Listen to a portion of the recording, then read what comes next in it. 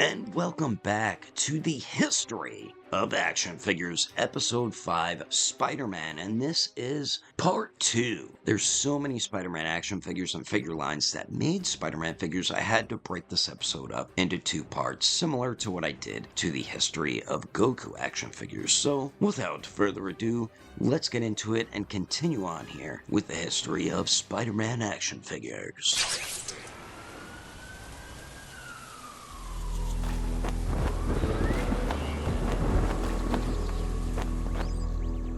So now we're going to head over to some smaller scale import companies, and that is Tamashii Nation's SH Figuarts' line, which, as most of you know, these are a 1/12 scale figure line. They really didn't get into making Spider-Man figures until the MCU with Tom Holland's versions of Spider-Man around 2017 with Spider-Man Homecoming. Collectors were really excited to hear and see that SH Figuarts were making Spider-Man figures because this figure line is a lot of collectors' favorite. And since then, we have gotten a nice chunk of Spider-Man figures from them, but we also did get that god-awful Iron Spider the first time around. That was an incredibly lazy figure on Tamashii Nation's behalf. Then they did redeem themselves with a much better, accurate version. They mostly make movie versions of Spider-Man, and they also made the first PS4 game version too, which collectors didn't like too much. Plus, they made the old original Japanese live-action Spider-Man TV show version.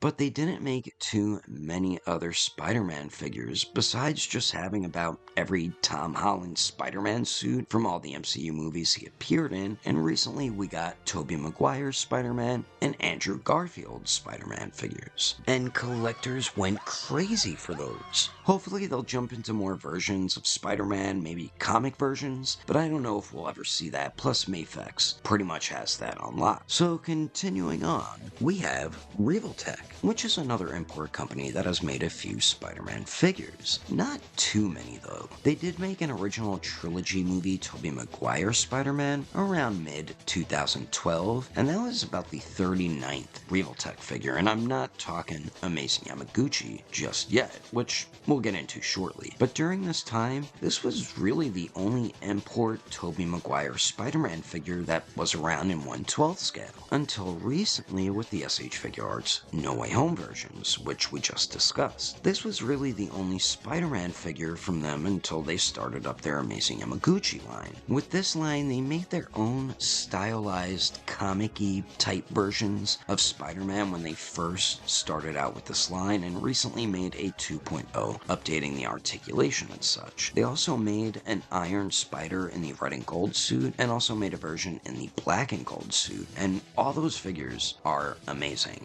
Hence the name Amazing Yamaguchi. This figure line mainly focuses on 6-inch scale, but the articulation on these figures are incredible. And you could get Spider-Man into any type of Spider-Man-like pose you want to, which is a lot of collectors' favorite thing about Amazing Yamaguchi. Plus, they always hook you up with a ton of accessories, and their detail is also always on point. They are still releasing new figures to this day, and I feel like they'll be around for a very, very long time because this line just continues to grow and grow. So now continuing with import companies, we have Max Factory Figma. They haven't really made too much when it comes to Spider-Man, but they have made at least one Spider-Man figure. And Figma is more of like a 5.5, 6-inch scale figure line, but they only made a Spider-Man figure from the first Andrew Garfield Spider-Man movie, The Amazing Spider-Man. I remember I was a bit too late when this came out, and it went up drastically in price by the time I found out about it. But a lot of collectors seem to really like the figure. It was the only import figure of The Amazing Spider-Man at the time. The only other company I think made one was Mafex, and that was their very first action figure they made but no other companies have made that first Amazing Spider-Man figure in 6-inch scale. Not even from like Marvel Legends or anything. No one has really made that first Andrew Garfield Amazing Spider-Man figure. I know we got a lot more Andrew Garfield Spider-Man figures when the sequel came out, like Marvel Legends and a couple other companies, and since we're on the topic, let's move on to our next import figure company that has made plenty of Spider-Man figures. So Mafex jumped into Spider-Man when they first began, which was around the year 2013, and they made the first Amazing Spider-Man Andrew Garfield figure in the following year, the Amazing Spider-Man 2 figure. The first Amazing Spider-Man figure was the very first figure they ever made, and the Amazing Spider-Man 2 was their third figure they made right after the Dark Knight Christian Bale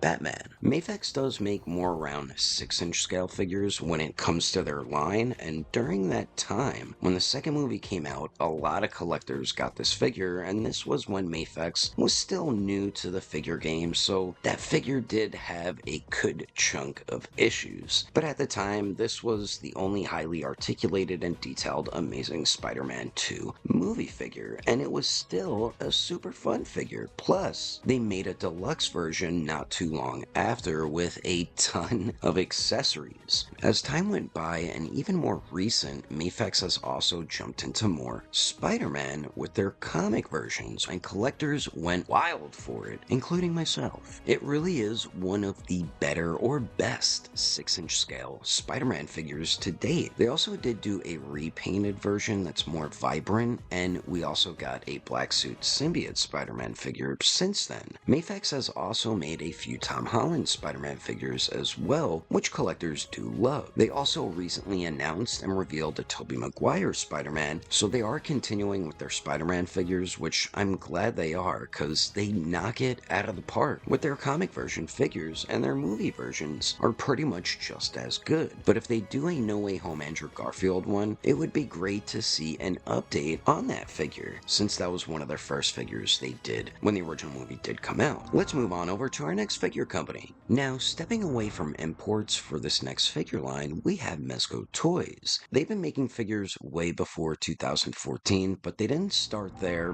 what I like to call, mini Hot Toys line until about 2014, and they have made a pretty good amount of Spider-Man figures. This 112 collective line really put Mezco on the map. Sure, their figures were okay before, but they definitely took a huge step in the right direction with their cloth clothing line. The articulation is pretty good, not the best compared to other figure companies, but where they really shine is accessories and detail, and their cloth goods. Their first Spider-Man figure they made was in 2018, and Mezco really doesn't go exactly off specific suits. What they do is use, let's say, a comic suit of Spider-Man, but put their own little spin on it, which is pretty cool. It's kind of like what Revoltech does. So it isn't supposed to be entirely accurate to any source material, which is cool. So their first Spider-Man was inspired off the classic suit, then later on in the year they released a symbiote Spider-Man suit. They also have released a few Tom Holland MCU Spider-Man figures as well, and they definitely still are going strong today with releases, and actually just recently released a new Peter Parker Spider-Man, which I believe is inspired off the Steve Ditko Spider-Man.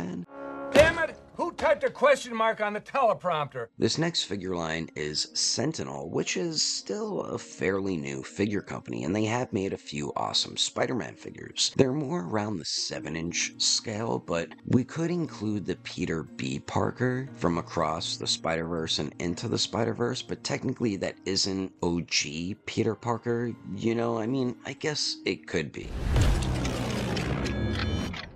Well, technically, hey, sorry to interrupt, but even though these characters aren't the 616, they still are Peter Parker figures, so for the sake of the video, let's include them. After the release of Sony's animated film, Spider-Man Into the Spider-Verse in 2018, Sentinel, at the moment, has only made 2 Peter Parker figures, one being Noir Spider-Man, and the other being Peter B. Parker. The Peter B. Parker Spider-Man comes with an alternate head and torso, so you can recreate the blonde skinny Peter from Miles Morales' universe. These figures come with a large amount of accessories from alternate hands, faces, web lines, etc. Personally, I don't own any Sentinel figures, but I know the majority of Spider-Man collectors love this line, and I see these figures used a lot in stop motion shorts, especially on TikTok. If you are planning on buying these figures, just to let you know, they have gone up in price in the aftermarket and can be a bit expensive.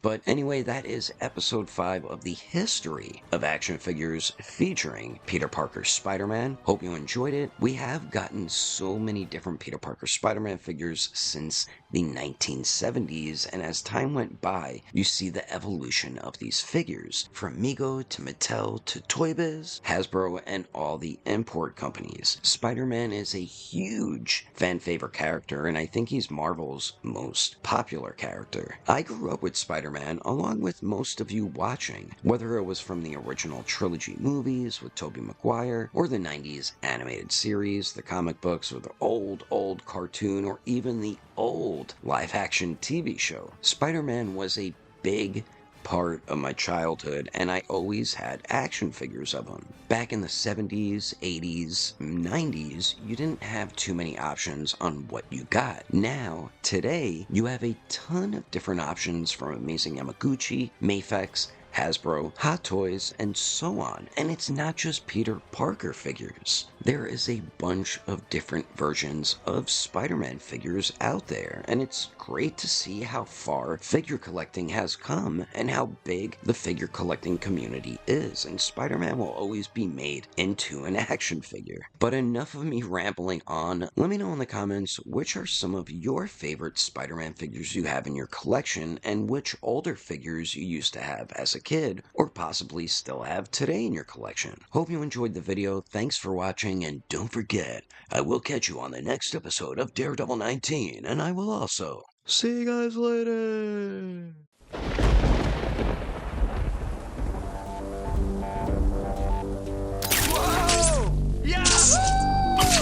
We shall start with revenge. I am the knight. Gonna change the future.